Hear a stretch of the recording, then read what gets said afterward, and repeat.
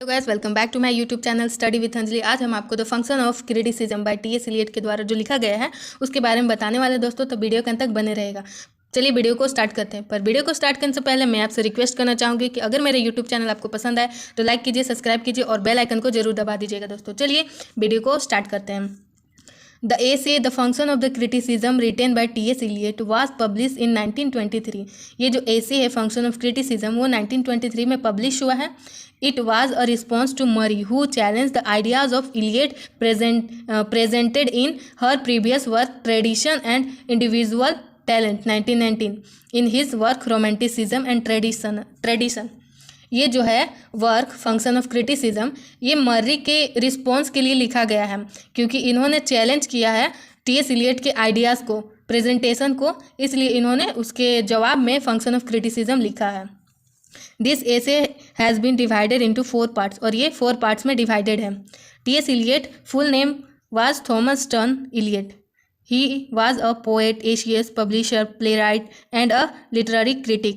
Thomas Eliot का पूरा नाम थॉमस स्टर्न है, जो एक पोएट हैं, एसेइस्ट है, पब्लिशर है, प्लेराइट है एंड अ लिटरेरी क्रिटिक भी है। Consider one of the 20th century's major poets, he is a central figure in the English language modernist poetry. और ये मॉडर्निस्ट मतलब मॉडर्न एज के बहुत ही ज़्यादा मतलब मेन पोएट में से एक माने जाते हैं। कौन? टी.एस. इलियट 20th सेंचुरी के। He born in 1888।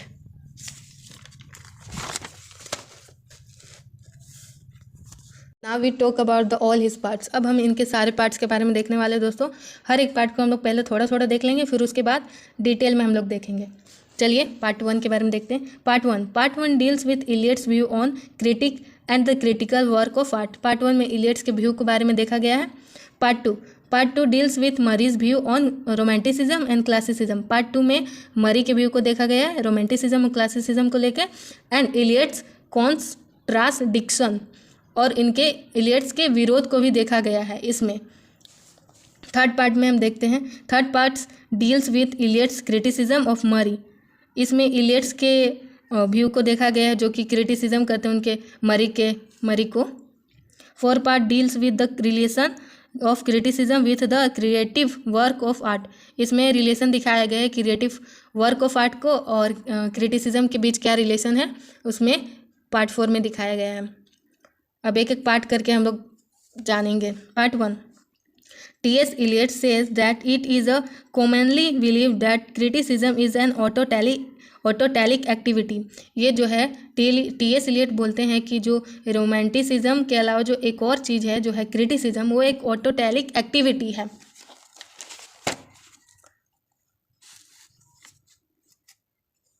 However, it is quite wrong statement because a creative work of art requires great efforts and hard work। लेकिन हालांकि ये गलत स्टेटमेंट है, क्योंकि क्रिएटिव वर्क को ज़रूरत होती है बहुत ज़्यादा हार्डवर्क की, मेहनत की और एफर्ट्स की। Those who consider criticism as an autotelic activity should be strictly criticized। Following are the opinions of Eliot regarding critics as in creative work of art. अब कुछ रूल है जो कि ये मानते हैं टी.एस. इलियट, जो उनके द्वारा फॉलो किया जाता है। पहला है a creative work of art is just through it's words. ये बोलते हैं पहले में कि क्रिएटिव वर्क जो होता है अपने जज होता है अपने वर्ड्स के द्वारा, अपने शब्दकोश के द्वारा। Second, a critic should have one aim in mind that to make the text good for the taste for the readers and he should elucidate it accordingly. एक बोलते हैं कि क्रिटिक के पास एक ही लक्ष्य होना चाहिए कि वो रीडर्स को अच्छा मतलब किसी को क्रिटिसाइज करने के लिए अपने आप को अलग दिखाना या फिर अलग दिखाना और किसी के बारे में अधिक बुरा बोलना, ये उनके रूल में नहीं है।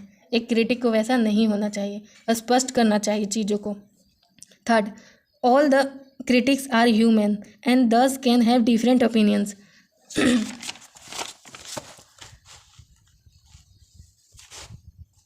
And method to represent to the literally text. हर जो क्रिटिक है, इंसान है, उस सभी का अपना अलग अलग मेथड होता है रिप्रेजेंटेशन का, और अपना अलग अलग फॉर्म होता है, अपना अलग अलग स्टाइल होता है। 5 में the aim of every critic should be the same to try and compose difference with the other critics. और ये बताते हैं कि हर एक क्रिटिक का यही दिमाग में लक्ष्य होता है कि हमें ना एक दूसरे से डिफरेंट दिखाना है, जबकि ऐसा टी.एस. इलियट का मानना नहीं है। वो चाहते हैं कि क्यों हम किसी को कंपेयर करें, क्यों हम किसी को एक दूसरे से डिफरेंट दिखाएं, बल्कि हम लोग सभी तो एक ही कम्युनिटी के मेंबर हैं, तो ऐसा हम क्यों करें। ये इनका कहना है टी.एस. इलियट का। अब हम सेकेंड पार्ट में चलते हैं। Second part 2। मरी believe that classicism and romanticism can not go side by side. मरी को ये विश्वास है इसमें कि क्लासिसिज्म और रोमांटिसिज्म एक साथ मतलब नहीं हो सकते हैं। He further says that classicism is the features of French. ये बोलते हैं कि क्लासिसिज्म जो है मतलब फ्रेंच का फीचर है, and romanticism is the feature of England. और रोमांटिसिज्म का जो फीचर यानी जिसका जन्म कहाँ से हुआ, इंग्लैंड से हुआ रोमांटिसिज्म का। And as he is from England, और वो भी तो इंग्लैंड के ही हैं Murry. Romanticism is more important for him, इसलिए उनको ना रोमांटिसिज्म बहुत ज़्यादा इम्पोर्टेंट लगता है क्रिटिसिज्म से, क्योंकि वो इंग्लैंड से हैं।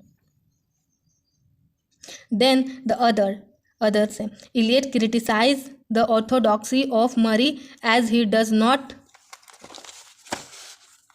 इलियट जो होता है उनको क्रिटिसाइज करते हैं इस स्टेटमेंट को लेकर।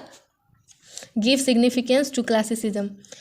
मरी बिलीव्स दैट ट्रेडिशन यानी literature plus religion and morality can coexist simultaneously.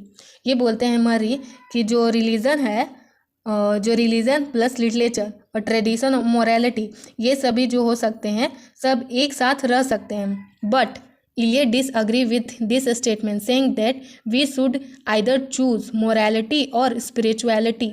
लेकिन जो इलियट होते हैं इनके इस स्टेटमेंट को विरोध करते हुए बोलते हैं कि नहीं, हमें या तो मोरालिटी या तो स्पिरिचुअलिटी, दोनों में से कोई चीज़ चुनना चाहिए, दोनों एक साथ नहीं रह सकता है। One can not choose both of them side by side. हाँ, एक साथ कभी भी नहीं रह सकता है, लेकिन मरी का बिलीव है कि नहीं, वो एक साथ रह सकता है। Part third. In the third part Eliot criticise the Murry view. Third part में इलियट ना मरी के व्यू को क्रिटिसाइज करते हैं, निंदा करते हैं। According to Eliot, function of criticism is to search for some common rules for principle for the perfection of arts. Eliot के द्वारा ये कहना है कि फंक्शन ऑफ क्रिटिसिज्म है ना, एक कॉमन रूल का खोज करता है और परफेक्शन ऑफ आर्ट के लिए। अकॉर्डिंग टू मरी, inner voice is must for the perfection of the art. और मरी को बिलीव है कि इनर वॉइस जो होता है बहुत ज़्यादा परफेक्ट होता है एक परफेक्ट आर्ट के लिए। बट इनका मानना है इलियट का कि जो कोई भी ये इनर वॉइस को फॉलो करता है, उनके अकॉर्डिंग कोई भी मतलब रूल को फॉलो नहीं करता होगा, कोई भी प्रिंसिपल ऑफ रूल को फॉलो नहीं करता होगा, उनका कहना इलियट का। इसमें वो इनर वॉइस की मतलब धज्जियाँ उड़ाते हैं। पार्ट 3 में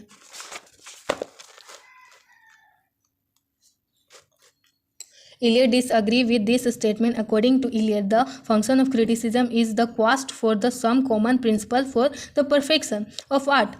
This function can only be served when the tradition of art is followed, which has been derived from the long experience of ages. इसमें इलियट उसके जो मरी का विचार है उनसे बहुत ज़्यादा डिसएग्री करते हैं उनके स्टेटमेंट से, क्योंकि उसमें मरी को बिलीव है कि इनर वॉइस की वजह से ही परफेक्ट आर्ट बन सकता है। लेकिन ये बोलते हैं कि नहीं, इनर वॉइस जो कोई भी फॉलो करेगा वो रूल्स और प्रिंसिपल को फॉलो नहीं कर सकता है। तो पार्ट 3 यही था। अब हम लोग पार्ट 4 के भी देख लेते हैं। Part 4, in the final and concluding part of the essay, Eliot deals with the relation of criticism with the creative work of art. Last part में इस एसे के बोलते हैं रिलेशन, वो बताते हैं criticism creative work of art के relation क्या है दोनों में, वो चीज़ को बताते हैं। He says that a creative text can be produce only through criticism. ये बोलते हैं कि क्रिएटिव वर्क सिर्फ और सिर्फ क्रिटिसिज्म से प्रोड्यूस हो सकता है, जिस which includes analysis, evolution, construction of his work. जिसमें इवोल्यूशन हो, एनालिसिस हो, कंस्ट्रक्शन हो, तभी वो वर्क क्रिटिसाइज हो सकता है, क्रिटिसिज्म बन सकता है। Hence criticism and creative art coexist, एक साथ रह सकते हैं। क्रिटिसिज्म और creative work go hand in hand, और एक दूसरे के साथ हाथ मिलाकर आगे चल भी सकते हैं। कौन? क्रिटिसिज्म और creative art. Criticism is possible only if creative aspect are present. Criticism तभी पॉसिबल है जब क्रिएटिव एस्पेक्ट मतलब इंग्रेडिएंट्स उसमें शामिल हो। The chief quality required from a good critic Eliot includes is a highly developed sense of fact. The best function that criticism can perform is to present fact to a reader, which will help them to understand or appreciate a work of art. ये जो है एक reader, जो हम सभी reader करने वाले हैं, उन सभी को अप्रिसिएट करेगा और एक सही मायने में एक डेफिनेशन देगा कि क्रिटिसिज्म क्या होता है। इसका मतलब ये नहीं कि हम क्रिटिसाइज़ करना है तो बस चालू हो जाए, किसी का भी निंदा करने लगे, अपने आप को अलग दिखाने लगे। इसका मतलब ये नहीं होता है। सही मायने में टी.एस. एलियट ने क्रिटिसिज्म का डेफिनेशन दिया। तो चलिए दोस्तों, यहीं पे वीडियो एंड हुई। Thank you for watching.